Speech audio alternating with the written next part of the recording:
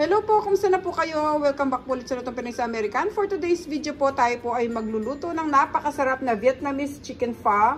Ito po yung mga kailangan nating sangkap. Meron po tayo dyang chicken breast, fish ball. Tapos para po sa ating sabaw, maglalagay po tayo nitong ginger, cloves, bay leaves, cinnamon sticks. Tapos yung ating pong star anise at isa pong buong sibuyas. Tapos meron po tayo dun chicken powder, yung ating pong white sugar, maglalagay po tayo ng black ground pepper, patis, yung ating pong salt at saka po yung hoisin sauce mamaya sa ating sabaw.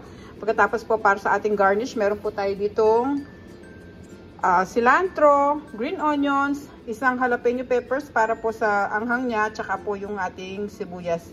Tapos po meron tayo ditong toge, yan po yung gagamitin natin para sa ating garnish. At ito po yung ating rice sticks or yung ating pho noodles na gagamitin para po sa ating chicken pho. So, dito po sa side na to, nagpapakulo na po ako ng tubig para po pakuluan natin yung ating manok. At pakicheck nyo na lang po sa description below lahat po naman kailangan nating sangkap. At isusulat ko po lahat doon. Sana po sa mga hindi pa nakasubscribe sa Lutong Pinoy sa Amerika, mag-subscribe na po kayo. Ibabad muna po natin tong ating noodles sa tubig para po lumambot siya ng konti.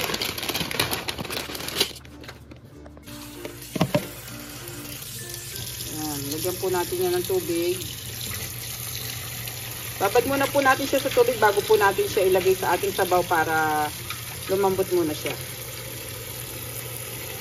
Ngayon kumukulo po yung sabaw natin, bubuksan ko at ilalagay na natin yung ating manok. Ayan. Ngayon lagyan po natin siya ng timpla. Lagyan ko lang siya ng asin. At ito pong ating patis.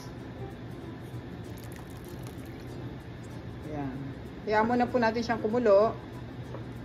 Lagay muna natin yung ating takip.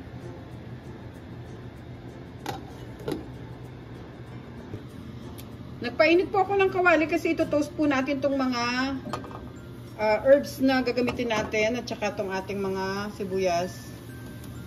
Lagay ko po sila.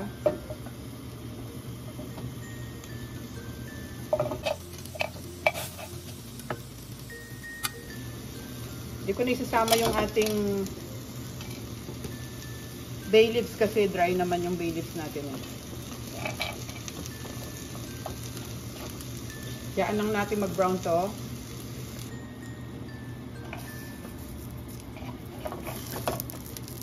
Huwag po kayong mag-alala kahit nabe-burn yan, ganyan po talaga yan para lumabas po yung aroma nila. Yung iba ginagawa nila dun sa grill nila to niluluto. Pero tayo ganito na lang. Pwede naman sa kawali din.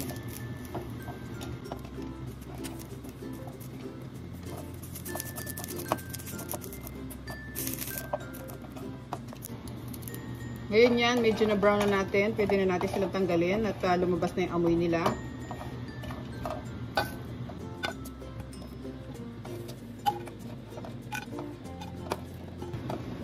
Ngayon kumukulo itong sabaw natin, tignan natin kung luto na yung manok natin. So ang ginagawa ko lang dito, tinatanggal ko yung mantika na galing sa manok. Ayan yung mga ganyan na. Yung scum niya, tanggalin natin yan. Yung mga lumulutang.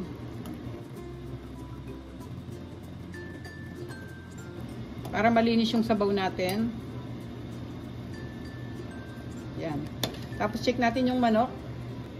Takpan pa natin yung ating chicken, di pa siya masyadong luto. So itong ating tinoast na mga ginger at saka onion, lalagay natin dito sa malinis na cloth. Tapos, para hindi siya kumalat sa ating sabaw, lagay na lang natin dito sa cloth at tatalian natin.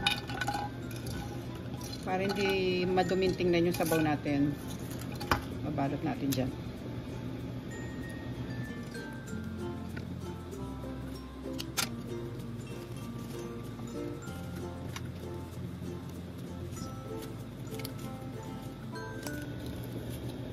Yan. Tapos meron ako ditong panali or yung ating cooking twine. Tatalian natin to. Yan. Ito. Buksan natin yung sabaw natin. Lalagay natin to dyan, pampalasa. Ihulog natin lahat.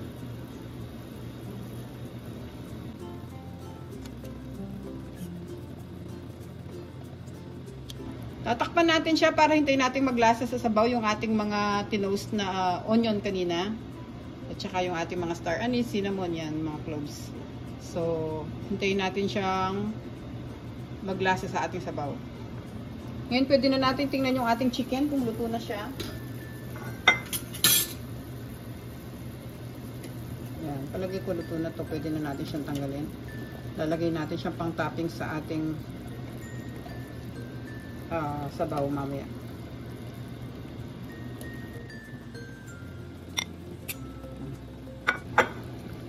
Hayaan pa natin ng konti itong ating mga herbs na nilagay. Ngayon, balik ulit natin yung takip. Pabayaan pa natin kumulo siya para maglasa pa yung mga herbs natin. Ngayon, buksan na natin. Tanggalin na natin itong ating mga herbs na nilagay.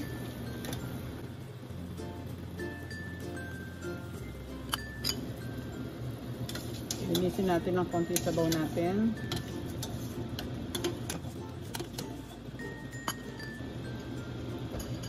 Tapos pwede na natin ilagay itong ating chicken powder.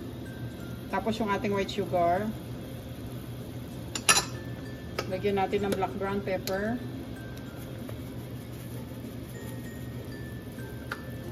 Mix muna natin.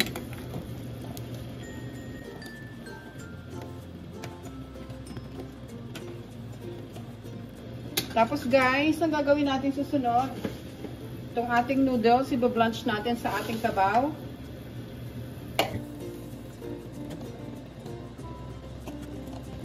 Madali lang itong palambutin guys kasi binabad na natin sa tubig.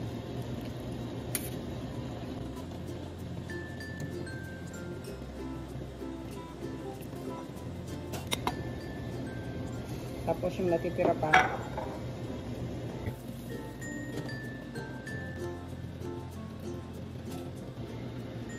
Ngayon, sunod natin yung ating fishball. I-blanch din natin dito. Para yung lasa ng fishball natin nasa sabaw na.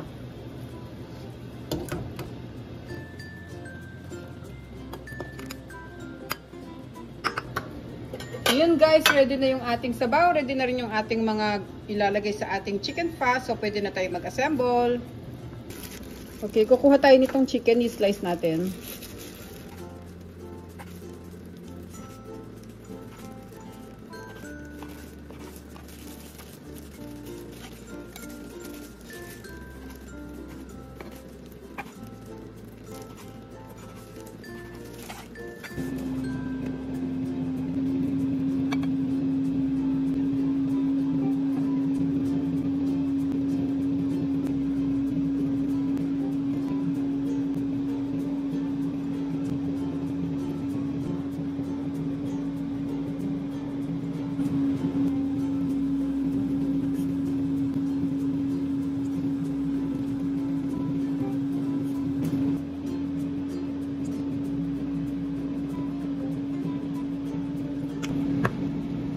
Okay guys, ito na po yung ating napakasarap na chicken fa.